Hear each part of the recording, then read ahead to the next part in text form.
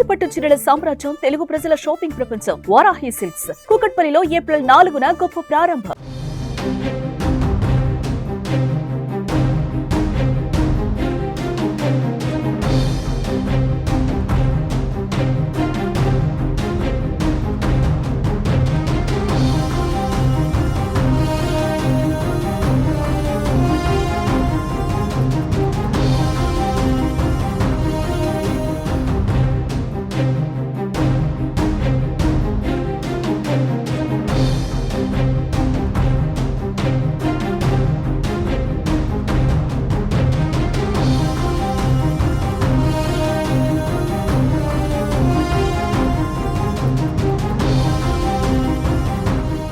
మయన్మార్లో సంభవించిన భారీ భూకంపం పెను విషాదాన్ని నింపింది.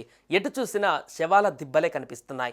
భారీ భూకంపం దాటికి అతలాకుతలమైన మయన్మార్లో మృతుల సంఖ్య 1644కు పెరిగిందని ఆ దేశ అధికారిక మీడియా తెలిపింది.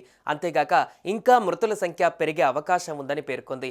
ఇప్పటి వరకు ఉన్న సమాచారం ప్రకారం గాయపడిన వారి సంఖ్య 3408కి పెరిగిందని, 139 మంది ఆచూకీ ఇంకా తెలియలేదని పేర్కొంది. మయన్మార్తో పాటు థాయిలాండ్లో 12 నిమిషాల వ్యవధిలోనే సంభవించిన 2 భారీ భూకంపాలు తీవ్ర విషాదాన్ని మిగిల్చాయి.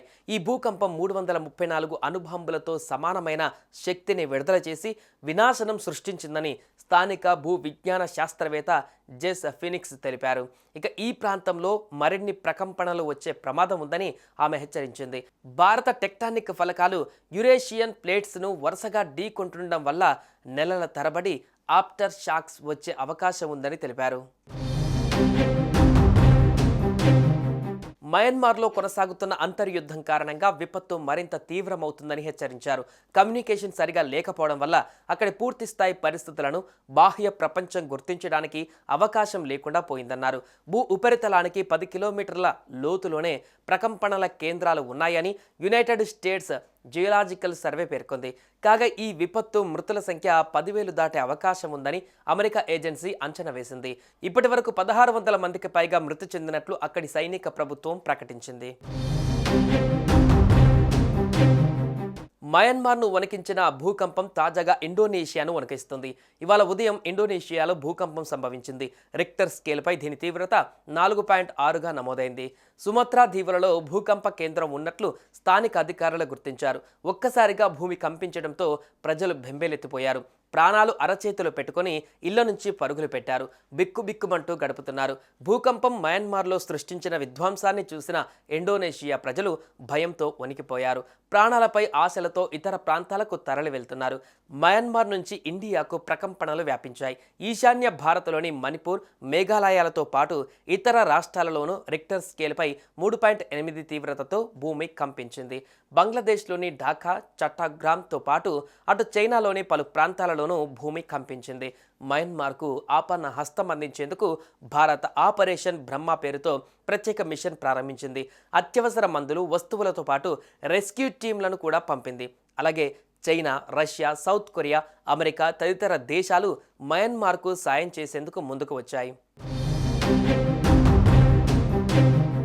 టెక్టానిక్ ప్లేట్లు భూగోళం అంతటా ఒకేలా కదలడం లేదు.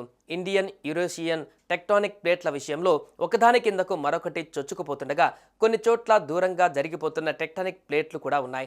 ఆఫ్రికా ఖండంలో తూర్పు భాగం ఒక టెక్టానిక్ ప్లేట్ల పరిధిలో ఉండగా మిగతా భాగం మరో టెక్టానిక్ ప్లేట్ల మీద ఉంది. ఈ రెండు దూరం అవుతూ మధ్యలో సముద్రాన్ని సృష్టించబోతున్నాయి. ఇది జరిగేందుకు కొన్ని మిలియన్ల సంవత్సరాలు పట్టవచ్చని శాస్త్రవేత్తలు అంచనా వేస్తున్నారు. ఉత్తర అమెరికా ఖండంలో పశ్చిమాన కాలిఫోర్నియా ఒక టెక్టానిక్ ప్లేట్లపై ఉండగా మిగతా ప్రాంతం మరో టెక్టానిక్ ప్లేట్లపై ఉంది.